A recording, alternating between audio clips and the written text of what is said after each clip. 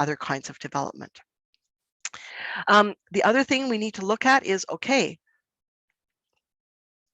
well, if we let children play in K4 and let them play in K5, which is, by the way, of course, what we're supposed to do, but it's really tempting to want to just insert some of those letters, some of those numbers, some of that teaching, get them sitting down at a desk.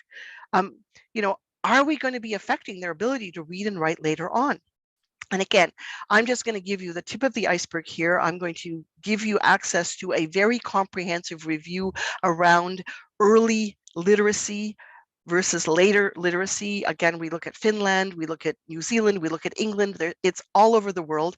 But this person pulled together incredible amounts of research on it. I'm just going to quote a piece of research that came out primarily just recently in 2022. So it's very recent research. But basically, the bottom line is this. Data through the 6th grade. So they studied these children, not just in grade 1, because absolutely right. If children just do play in K4 and K5, they are going to get to grade 1 and they're not going to know a lot of numbers and they're not going to know a lot of letters and they're not going to be able to write words and they're not going to be able to recognize words. Absolutely. They're going to be, a disaster. It's not a disaster, but anyway, they're not going to be very functional in grade 1. But that's not enough. We need to follow them through. And this big research project followed them from pre-K right the way through to grade 6. And what they found was those who were randomly assigned to an academic pre-K had lower state achievement test scores. And I know, I'm sorry, that's the United States thing. In 3rd through 6th grades than control children. So if you start teaching too early, it doesn't actually hold in grade 1 and grade 2. Maybe you're going to be slightly better than the kid who just played. But by the time you get to grade 3, actually, you are less competent.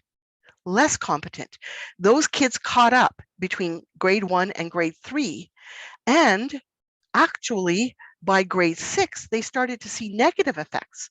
What they found was those children who were given a strong academic literacy-based K4 and K5, now in grade 6 started to have disciplinary problems, attendance problems, they got special education services, and it didn't keep them in school in the long term.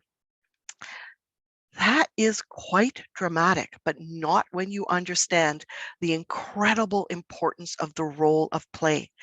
The other thing as well is in terms of comprehension, again, other studies in 2012 said that by the later years, the late readers, if we didn't introduce reading until later on, they actually were surpassed the early readers, the early ones that were taught to read in comprehension abilities. We need to trust that the brain knows what it is doing.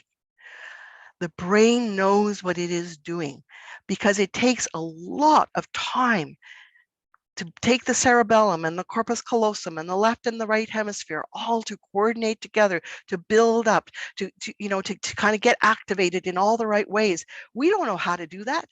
My goodness, we have to trust in this natural process. It is May right now. I am in the process of planting my garden. And again, I know that humans are more complex than plants, but there's nothing in how to grow a good plant that says pull on it. Okay. Do I create the soil? Do I plant it in the right spot? And basically, what it seems to me, all of the research is telling us that in order to create the right conditions for our children, it is all about play, and more play. Obviously, in the context of a warm human connection, our role is to be there, to keep the children safe, to make sure that they have the space and whatever they need to play. And that means some organization. There are some children who can't play with other children. There's lots of things that we can manage that will help the play to become more effective. But ultimately, we need to understand that a child who sits at a desk and is listening to a teacher, the brain growth and development actually isn't happening. When they're sitting and listening to a teacher, the emotional development isn't happening. So we need to start trusting the neuroscience around what is important for our children, and we have to fight the tendency that parents, that sometimes our grade 1 teachers, the panic that we have, oh my goodness, he's not reading. It will come. And of course, again, we need to be inspired by Finland, where no teacher is measured on their capacity to teach children to read until the children turn 7 or 8 years old.